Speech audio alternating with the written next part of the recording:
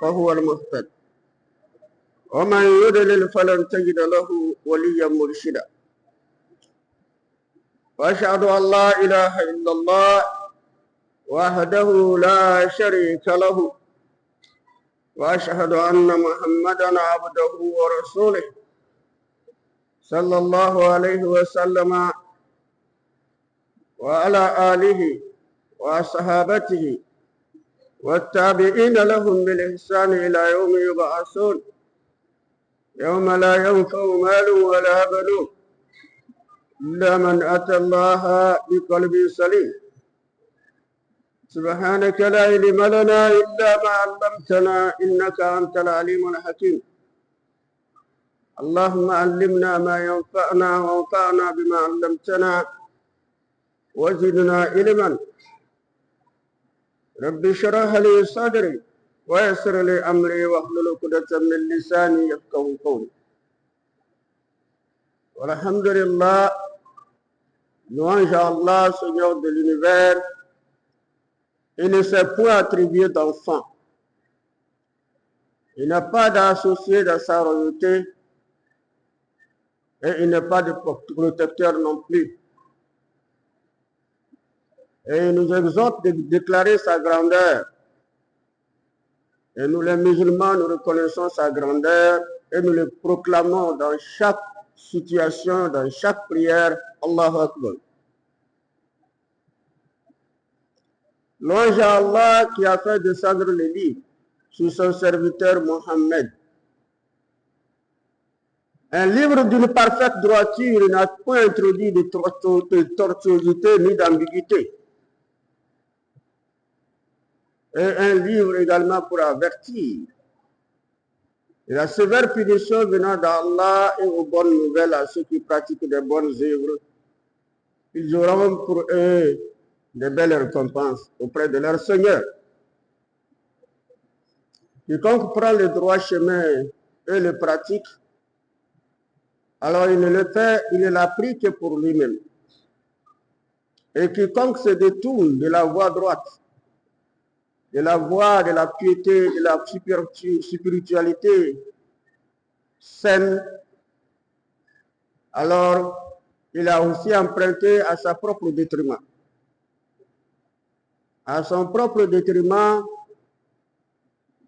et personne ne peut le ramener sur le droit chemin en dehors d'Allah.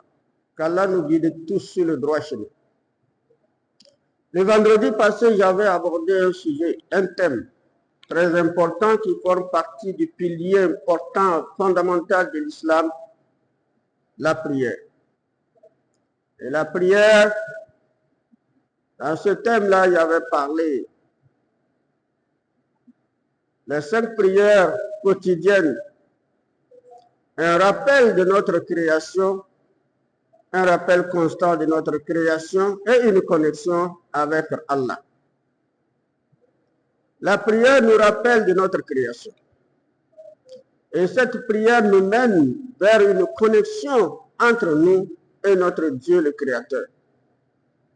Et cette prière qui nous rappelle de notre création, et que la créature humaine n'est pas été créée vainement. Ce n'est pas une créature qui a été créée, établie sur la terre, due à un hasard. C'est dû à une raison, à des causes fondamentales. Et cette cause fondamentale, c'est de s'orienter vers le Seigneur et rechercher la stabilité, et rechercher le secours, rechercher la protection, rechercher la bénédiction, rechercher la spiritualité réelle et l'orientation même dans son comportement. C'est ce qui signifie également la création de l'homme. Alors Allah nous dit, je n'ai créé les djinns et les humains que pour qu'ils m'adorent. Et l'adoration qu'Allah nous exhorte à adorer, c'est que ces adorations doivent être fondées sur les bases solides. Les adorations voulues par lui-même le Créateur. Les adorations exhortées par lui-même le Créateur. Quand on dit adorer Dieu, l'on ne doit pas l'adorer comme bon le semble. Il doit l'adorer selon ce que Allah l'a exhorté de faire et selon ce que le messager a reçu comme message à son peuple, à sa communauté en général, jusqu'au dernier jour, pour que les gens comprennent que la prière, l'adoration dans son ensemble doit concerner que Dieu.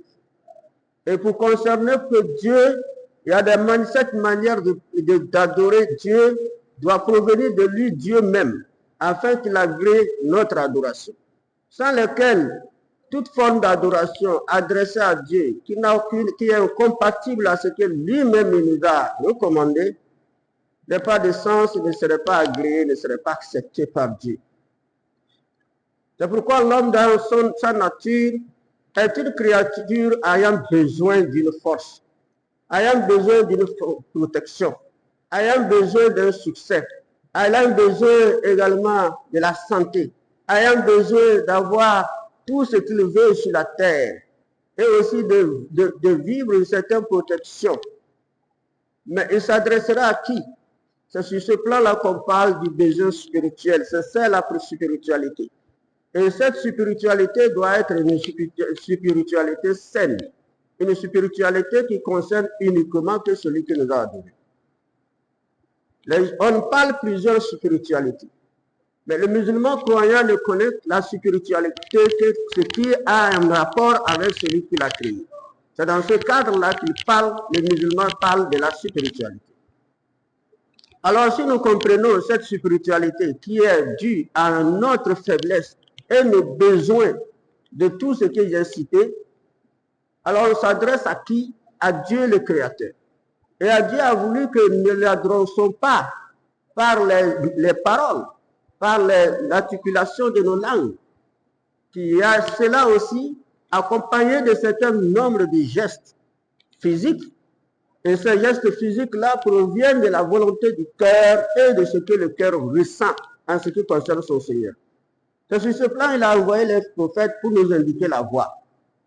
Et cette voie, la première, est d'attester tous les prophètes, de reconnaître qu'Allah, il est l'unique, il est le créateur, il n'a pas d'associé en sa création, en sa royauté.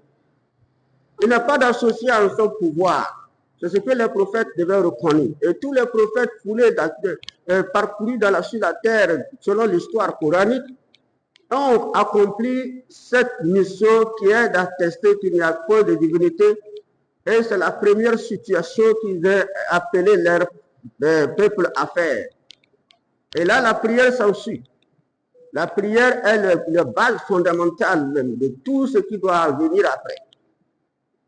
Et je vous ai donné l'histoire de la prière des prophètes dont j'ai cité quelques-uns le vendredi passé, le prophète Ibrahim, où le prophète Ibrahim a invoqué Allah de faire de lui une personne qui prie, ainsi que sa descendance soit les personnes qui prient, et qu'Allah accepte ses invocations à travers ses prières. Rabbi ja'alni muqimi salat wa min zurriyyati Rabbana taqabbal du'a. Allah fait de moi un croyant qui prie, qui t'adore par la prière, et ainsi que fasse que ma descendance, les enfants, mes petits-fils, mes enfants, ma famille, soient des pratiquants de cette prière. Et exauce mes invocations, notre invocation au notre Seigneur. Et c'est ainsi que Anabi Moussa aussi a foulé la terre. Avec la prière, l'exhortation de prière. Alors Allah nous dit, Innani anallah, la ilaha illa ana fa'buduni, wa aqimi salata li zikri. Wa ana aktarutuka fastami'u lima yuha, innani anallahu la ilaha illa ana fa'buduni, wa aqimi salata li zikri. Allah dit, oh Moussa, c'est moi Allah. C'est moi qui t'ai choisi comme prophète messager auprès de ton peuple. Alors, écoute ce qui doit être révélé dans ton livre. Les paroles qui vont te descendre, vont te parvenir de moi. Je ne suis que votre Dieu. Je suis votre Dieu unique, point de divinité que moi. Adorez-moi donc et accomplissez la prière. Le tour d'Anabi Issa, dont l'histoire est longue, reconnu comme un prophète né d'une mère sans père. Anabi Issa, Jésus, fils de Marie. Par une mère, une femme dont Allah nous informa que c'était une femme vierge, dont aucun homme n'a jamais épousé ni touché. C'est pourquoi il dit وَمَرْيَمَ بْنَتَ عِمْرَانَ الَّتِي أَحْصَنَتْ فَرْجَهَا فَنَفَخْنَا فِيهِ مِنْ رُوحِنَا وَصَدَّقَتْ بِكَلِمَاتِ رَبِّهَا وَكُتُبِهِ وَكَانَتْ مِنَ الْقَانِتِينَ. Allah dit Maryam, je vous donne l'information, l'exemple de Marie, la fille de Imran. Son père s'appelle Imran.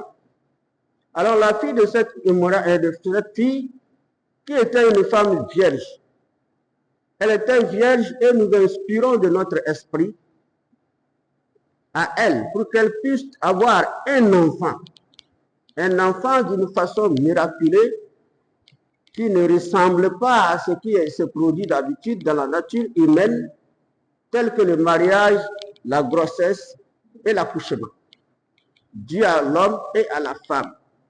Mais elle, aucun homme ne l'a touché. Allah dit, elle a été vierge, et c'est lui qui a envoyé son esprit. Et cet esprit, c'était qui? C'était Jibril. C'était Jibril.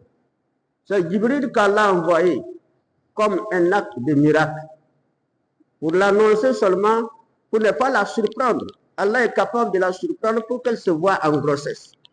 Mais il faut qu'elle soit informée pour se préparer, psychologiquement, physiquement et spirituellement, pour supporter la grossesse, la douleur, et supporter aussi les attaques de son peuple, parce qu'elle n'a pas été mariée. Et à leur époque-là, la fornication ou l'adultère est suivi par ce qu'on appelle une punition qui est la lapidation, jusqu'à mort. On tue la personne. Quand on constate qu'une personne n'est pas mariée, et elle est tellement sévèrement sanctionnée, punie par son peuple. Parce que ce n'était pas toléré dans leur vie traditionnelle et coutumière, comme l'est dans toutes les traditions du monde avant l'islam. Alors dans ce cas, Allah dit qu'il a envoyé à l'ange Gabriel pour aller l'annoncer la nouvelle de l'enfantement d'un bébé. Alors Jibril arriva, il a pris forme humaine, comme l'histoire coranique, il a pris une forme humaine pour venir à Marie. Et Marie maintenant dit, je cherche protection d'Allah contre toi. Si vraiment tu es pieux, tu es un croyant, ne m'approche pas. Reste là où tu es, ne m'approche pas. Les hommes ne m'approchent pas. Et là, lui aussi répondit, Nama ana rasul rabbiki. Wa ahbali laki gulaman zakiya. Je ne suis que l'envoyé de Dieu qui m'a envoyé pour t'annoncer la naissance d'un fils serviteur pieux. Et elle dit, قالت أن يكون لي غلام ولم يمسسني بشر ولم أك بغيا. Comment pourrais-je avoir une grossesse alors qu'un homme ne m'a jamais touché? C'est ce que Marie a dit. Mariam a dit, comment pourrais-je avoir un enfant de cette façon? Et maintenant, Allah a répondu, à travers maintenant la langue de Jibril, c'est ce que Allah décide qui va se passer. قال كذلك قال ربك هو علي هين ولنجعله آية للناس ورحمة منا. Et Allah dit, c'est ainsi, quand moi je veux quelque chose, ma réaction est cela. Et en tant que miséricordieux, la décision est déjà prise. Pas de contestation, pas d'opposition à ma décision. Mariam s'est préparée pour attendre. Elle tomba donc à grossesse. Elle a commencé par avoir des difficultés, les attaques, les injures, les malédictions, les blâmes de son peuple. Mais respectant son père, la qualité de son père, le rang social de son père, personne n'a osé affliger, c'est-à-dire appliquer la sanction de leur tradition à Mariam. On l'épargnait parce on craignait son père. Il faut avoir, c'est-à-dire l'autorisation de son père. L'autorisation de son père, le père ne tolérera pas parce que le père croit en Dieu, il croit en sa fille. Il sait que c'est une réalité. Donc il ne tolérera pas qu'on l'a puni. C'est ainsi que la situation s'est déroulée avec Nana Mariam. Puisque la grossesse est devenue douloureuse, situation difficile et critique. Allah l'a demandé de se retirer. Et lorsqu'elle s'est retirée, elle sentait la douleur. Et maintenant, elle dit, oh, avec cette honte et cette douleur, j'aurais souhaité disparaître.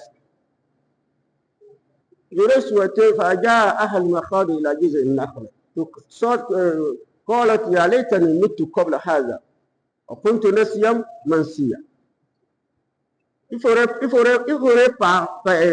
j'aurais préféré disparaître même, qu'on m'oublie, que de porter ça là, une grossesse honteuse. On m'insulte, on me maudit, que j'ai violé la loi traditionnelle, la loi humaine, la loi naturelle, qui est la virginité, de préserver sa virginité jusqu'au mariage. C'est ce que les gens les traitaient. Mais elle a gardé son courage encore. Et c'est là Allah a dit, Fanadaha antahtiani, Allah tahzani qad ja'ala rabbuki tahtaki sariya. Et Allah maintenant a commencé par la consoler par un certain nombre de situations. Et Allah l'a dit, alors, voilà qui aura de quoi te réjouir. Alors, Allah lui ordonna d'aller vers le tronc de palmier. Un arbre aussi robuste que l'homme ne peut pas secouer, ne peut pas remuer, sauf les catapillars. Mais elle a approché, c'est haut, le palmier était haut. Comment elle pourrait, avec cette grossesse-là, elle ne peut pas monter, c'était à terme. Allah dit, il faut secouer seulement. Toi, il faut secouer. Mais elle dit, comment secouer l'arbre? Comment? Allah dit, secoue l'arbre. Elle a secoué le palmier et à son étonnement, le palmier s'est secoué et les dattes mûres, fraîches, ont commencé par tomber. فَكُلِي وَاشْرَبِي وَقَرِّي أَيْنَ فَإِمَّا تَرَيِنَّ مِنَ الْبَشَرِ أَحَدًا فَقُولِي إِنِّي نَذَرْتُ لِلرَّحْمَنِ صَوْمًا فَلَنْ أُكَلِّمَ الْيَوْمَ إِنسِيًّا. Et Allah dit, mange et bois et réjouis-toi, ne crains rien. Mais pour t'épargner de cette calomnie, bientôt l'enfant va sortir. Tu vas l'amener au peuple pour lui montrer l'enfant. Ne t'inquiète pas, je serai ton défenseur. Maintenant, ils vont te poser encore certaines questions. Ne les réponds pas. La première personne qui te posera la question, dis-le que j'ai voué un jeûne à mon Seigneur. C'est-à-dire, j'ai jeûné, un jeûne d'abstinence de parler. Ce qu'on appelle le carême, qu'on fait, le jeûne. On s'abstient de manger et de boire. Allah leur donnant, et elles, son jeûne, son carême, c'est de s'abstenir de parler, de répondre, de se taire. Et c'est là, elle dit, moi, j'ai voué mon Seigneur en jeûne. Je ne parlerai pas. Je ne parlerai plus jamais à quelqu'un. Regardez le silence. Les gens viennent la poser la question. Les gens viennent parler, elle se tue. Jusqu'à ce qu'elle présenta l'enfant. Quand elle présenta l'enfant maintenant, ils ont posé encore la question. Ya ukhta Haruna, ma kana abuki mura'asawi wa ma kanat ummuki bagiya. Mais toi, la fille de Haruna, c'est-à-dire Haruna, c'est-à-dire Imran, elle est la descendance de Haroun. Donc elle fait partie de la descendance de Haroun. Ton père Imran n'a jamais été mauvais. Un homme pieux, saint. Ta mère n'a jamais été prostitueuse. Le peuple l'a connue ainsi. Mais comment se fait toi tu as eu ça? Étant donné qu'elle ne parle pas, Allah leur donnait seulement de pointer du doigt. Parce qu'elle a accouché, Allah l'a dit d'amener au peuple et mettre dans le berceau pour que lui les prouve son miracle. Et ce miracle, c'est que Allah devait donner à Isa Jésus l'engage de parler à l'étape de bébé dans le berceau. C'est un autre miracle. Il est né miraculeusement et en tant que bébé, il les a répondus à la place de sa mère. C'est là qu'Annabi Isa dit, Allah dit, posez-lui la question. Elle a montré de doigt.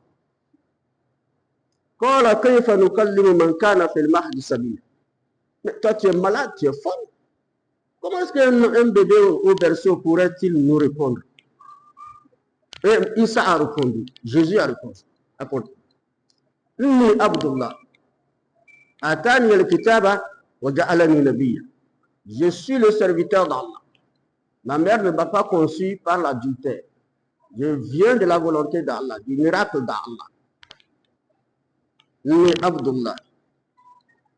Moi, je suis le serviteur d'Allah. Ça veut dire que je vais jouer un rôle sur la terre. Je serai votre éducateur. Ce serait celui qui va vous orienter comment vivre, comment adorer le Seigneur, au lieu de ce que vous adorez en dehors du Seigneur. Je serai ça. C'est pour ça que je suis venu. Atani le Kitab, il m'a donné déjà le livre, l'évangile. Il a fait de moi un prophète. C'est Isa qui répondait au peuple. Et les gens ont commencé par regarder les uns de l'autre. وجعلني مباركا أينما كنت وأوصاني بالصلاة والزكاة ما دمت حيا. Allah a rendu moi-même ma personne bénie.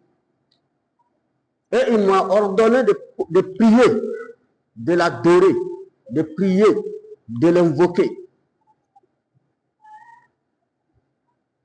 وجعلني مباركا. Et il m'a fait un homme béni, un homme. Il m'a ordonné de prier et de donner la zakat si j'ai les moyens. Tant que je vivrai jusqu'à la fin de ma vie, c'est les actes que je vais poser.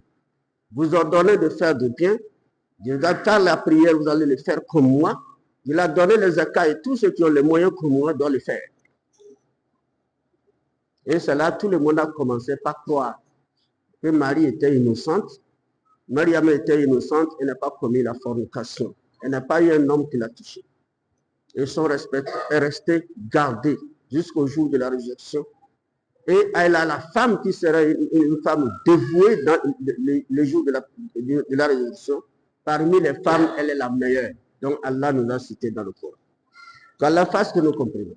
Nous comprenons que Isa ibn Maryam, il n'a pas demandé de l'adorer, des gens de l'adorer, mais plutôt il a dit, lui, les serviteurs d'Allah, Allah leur a donné de prier. Et il priait toute sa vie. Comme la partie des livres, l'évangile nous a expliqué les prières, nous a donné différentes parties de prières de Jésus. La Bible nous a informé ça. Le Coran nous a informé ça. Lui-même nous a informé ça. Et le prophète Mohammed nous a informé ça. Donc il a prié. Un prophète qui a prié, il ordonna à son peuple de prier. Maintenant vient à son tour un pieux qu'Allah aussi a choisi comme un homme vertueux. Donc il y a eu divergence les savants. Mais il n'est pas annoncé dans le Coran qu'il est prophète. Mais selon les études des savants, il était prophète. Ça, c'est une divergence. Mais Allah n'a annoncé que Luqman. Luqman est un homme vertueux. Luqman, il priait. Comme Ibrahim lui ordonna de demander à Allah de faire de lui quelqu'un qui prie, et de sa famille aussi, ceux qui prient, on ne peut pas, il trouve sa vie inutile le fait qu'il pratique la religion, il ordonne le bien, interdit le mal, et il se comporte bien, et son fils va faire le contraire. Son fils doit être l'exemple. C'est pourquoi il dit, Ya bunayya, aqimi salata, wa amuru bil ma'ruf, wa naha anil munkar, wasbir ala ma asabaka. Inna dhalika min azmi al-umur. Il dit, oh mon fils, accomplis la prière. Ordonne le convenable, le bien. Interdit le blâmable, interdit le mal aux gens. Pratique le bien et pratique le bien. Abstiens-toi du mal, ordonne le bien aux gens et abstiens-toi et pratique le bien. Et c'est ainsi que Allah lui ordonna de dire son fils, de maintenir son fils dans cet ordre-là, de prière. Et il a fait, son fils l'a obéi. Mais il le dit, la prière n'est pas facile aussi. C'est quelque chose qui est difficile pour les humains. Parce qu'un être humain veut la facilité. Mais Allah l'a entouré des épreuves. Et parmi ces épreuves, c'est l'adoration. Et l'une des adorations aussi difficiles, c'est la prière. Endure tout ce qui t'arrive avec patience. Endure tout ce qui t'arrive. Les gens vont te critiquer. Que tu suis un mauvais chemin. Qu'est-ce que tu es en train de faire là? Tu adores qui? Viens, on va suivre nos ancêtres. Viens, on va suivre nos grands-parents. On va adorer nos grands-parents. Il faut endurer. Et patiente. Ne le réponds pas par le mal. Sois sage. Et dans la vie aussi, tu peux affronter certaines difficultés. Les maladies, la pauvreté, etc. Alors, endure et patiente dans tout ce qui t'arrive dans la vie. Comme ça, il a donné des orientations. Luqman, son fils, a obéi jusqu'à la fin de sa vie. Ce qui a été la joie de son père. Parce qu'il a joué un rôle qui n'est pas seulement un rôle d'appeler le peuple, mais un rôle. Le fait qu'il a un exemple à côté qui est son propre sang. C'est ce que nous allons comprendre dans le sens de prière. Tous ceux-là ont prié. Autour du prophète Mohammed, sallallahu alayhi wa sallam, qu'Allah nous dit à comprendre. Le prophète nous a donné un verset qui semble être court, mais le sens est vaste. Le sens est tellement vaste qu'on ne peut pas tout énumérer ici. Allah nous facilite à comprendre ce qui est bref et pratiquer, quel que soit ce que nous pensons et ce que nous souffrons de la prière. Nous ne devons pas nous jouer avec cette pratique-là, qui est un acte obligatoire et aussi fondamental pour tous les piliers. Parce que sans la prière est pour la préparation physique, psychologique et spirituelle de l'homme pour affronter les autres adorations. C'est pourquoi après la croyance, l'unicité de Dieu, s'ensuit la prière. Et la prière est un moyen qui nous prépare à pouvoir faire la zakat, qui nous prépare à pouvoir jeûner et qui nous prépare à pouvoir faire le hajj. Mais à quoi sert le hajj, le jeûne d'une personne et la zakat d'une personne qui ne prie pas? Allah n'a pas besoin de jeûne, du hajj et de la zakat de quelqu'un qui ne pratique pas la prière. C'est pourquoi la prière est la base fondamentale. Elle est la fondation des autres. Lorsqu'on néglige la prière, tout est bafoué. C'est pourquoi le prophète sallallahu alayhi wa sallam nous dit que le jour de la résurrection, c'est que Allah va vous juger, c'est la prière. Il vous juge, on regarde si la prière est bonne et sincère. Alors si la prière est bonne, toutes les actions, les œuvres sont bonnes. Si la prière est bonne, ton hajj est bon. Si la prière est bonne, ton zakat est bon. Si la prière est bonne, ton jeûne est bon. Mais si la prière est défectueuse, alors tout est défectueux. Allah nous préserve. اهدنا الصراط المستقيم صراط الذين أنعمت عليهم غير المغضوب عليهم ولا الضالين آمين. أقول قولي هذا أستغفر الله لي ولكم وسائر المسلمين من كل ذنب واستغفروه إنه هو الغفور الرحيم.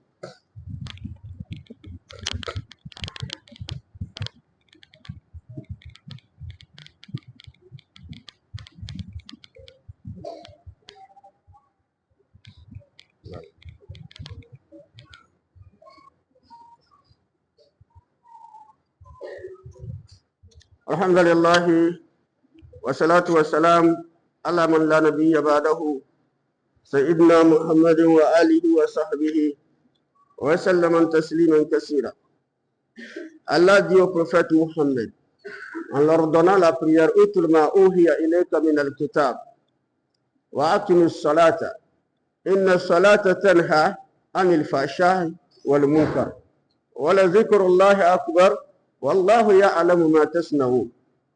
Allah dit au prophète sallallahu alayhi wa sallam, lis ce qui t'est révélé dans ce livre, le Coran, comme il a dit à Moussa. Écoute ce qui t'est révélé et il faut prêter attention à ça. La première chose, comme acte physique, spirituel, moral et psychologique, éducateur, c'est la prière. Aqimis salata, accomplis donc la prière. C'est avec la prière qui te colle maintenant avec les autres exhortations à ton peuple. Qui te prie, qui les exhorte à prier comme qui les montre comment prier. Aqimis salata. Et maintenant, la prière n'a pas de sens si on n'a pas de bons comportements, de bonnes œuvres. Wa'amuru bil ma'ruf. Comporte-toi bien et appelle les gens à se comporter bien. Si on dit la prière éduque au comportement, la prière éduque au comportement. Il faut qu'à travers cette prière, il faut que cette prière reflète le comportement de l'homme. Wa nahy anil munkar. Ça passe. Utlu ma uhiya ilayka min al-kitab wa aqimis salata. Inna salata tanha anil munkar. Wa la zikrullah akbar wallahu ya'lamu ma tasna'un. Et dans le verset même dit, proprement dit, que la prière empêche la turpitude. Prie parce que la prière empêche la turpitude. La turpitude comprend tout acte mauvais, tout comportement désordonné, désorienté d'un être humain. Tout désordre que l'homme pourrait faire, la prière pourrait le guider. La prière pourrait changer son comportement. C'est pourquoi il dit, la prière empêche l'homme de poser des actes dépassés, des actes exagérés. Les péchés sont de la nature de l'homme. L'homme doit commettre les péchés. La prière amène l'homme à comprendre qu'il reconnaît qu'il a commis le péché, il doit se repentir à Dieu. Et lorsqu'il se repent à Dieu, il se reforme, Allah le pardonne et redevient comme un homme pur, comme s'il n'a jamais commis le péché. C'est pourquoi on nous appelle à la repentance. Ce n'est pas qu'on ne va pas commettre le péché. Mais l'exagération, Allah n'aime pas. Allah n'aime pas l'exagération dans le péché. Exagérer, on te dit, tu ne comprends pas, tu augmentes, tu fais le pire, tu crées ça là, tout ça là, c'est toi. C'est remis sur toi. Tu ne veux rien écouter. C'est ça Allah appelle exagération.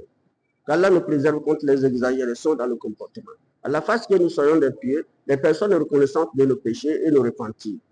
Alors, si Allah dit parce que le rappel de Dieu, cette prière-là que vous priez, c'est un rappel de Dieu. C'est une connexion entre vous et votre Créateur. C'est un rappel de votre création.